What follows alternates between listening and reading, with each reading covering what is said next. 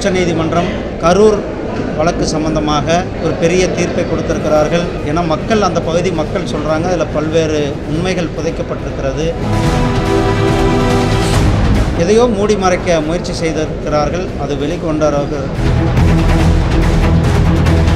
அதே போல் திமுக அன்றைக்கு கரூரில் அவங்க கேட்ட இடத்துல பர்மிஷன் கொடுத்துருந்தா 31 பேரை நாம் இழந்து நிற்கின்றோம்.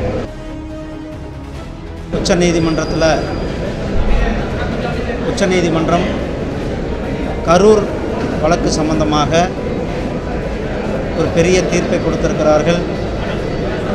அந்த தீர்ப்பானது கரூர் சம்பந்தமான வழக்கை சிபிஐ விசாரிக்க வேண்டும் என்று உச்சநீதிமன்றம் உத்தரவிட்டிருக்கிறது. அதுவும் ஓய்வு பெற்ற உச்சநீதிமன்ற நீதிபதியினுடைய குழுவின் மேற்பார்வையில் நடத்தப்பட வேண்டும் என்பது. அதில் ஏன்னா மக்கள் அந்த பகுதி மக்கள் சொல்கிறாங்க, அதில் பல்வேறு உண்மைகள் புதைக்கப்பட்டிருக்கிறது. அதெல்லாம் வெளியே கொண்டு வரணும்னா அது சிபிஐ தான் வேணும் அப்படின்பது மக்கள், அந்த பகுதி மக்கள் நிறைய பேருடைய கோரிக்கையாக இருக்கிறது. பாதிக்கப்பட்ட மக்களினுடைய கோரிக்கையாக தான் இது இருந்தது.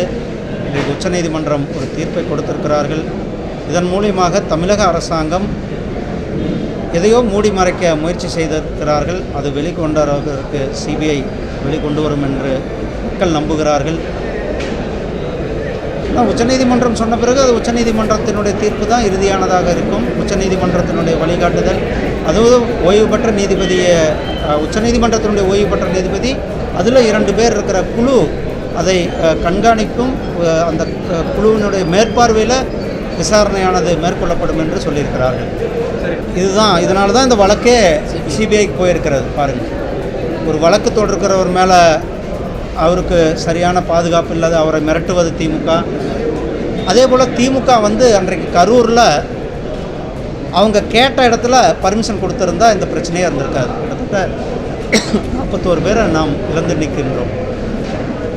திமுகவில் அங்கே பல பேர் சொல்கிறாங்க, இன்றைக்கி ஏதோ இங்கே நடக்க போகுது அப்படின்றது மக்கள் அன்றைக்கி அங்கே பேசிகிட்டு இருந்திருக்கு. நம்ம நாமக்கல் இங்கேருந்து தான் அங்கே அவங்க அந்த கூட்டத்துக்கு போயிருக்கிறாங்க.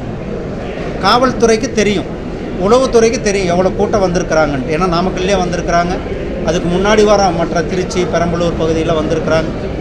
அப்போது அது எவ்வளோ கூட்டம் வருவார்கள், அந்த கூட்டத்தை கட்டுப்படுத்துவதற்கான வழிகள் என்ன, அதை எப்படி ஒழுங்குபடுத்துவதற்கான இடம் என்ன, இதெல்லாம் காவல்துறை தமிழக அரசாங்கத்தினுடைய பொறுப்பு. அவர்கள் அதை சரியாக செய்யவில்லை, சரியாக செய்ய தவறியதன் விளைவாக கிட்டத்தட்ட 41 பேரை நாம் இழந்து நிற்கின்றோம்.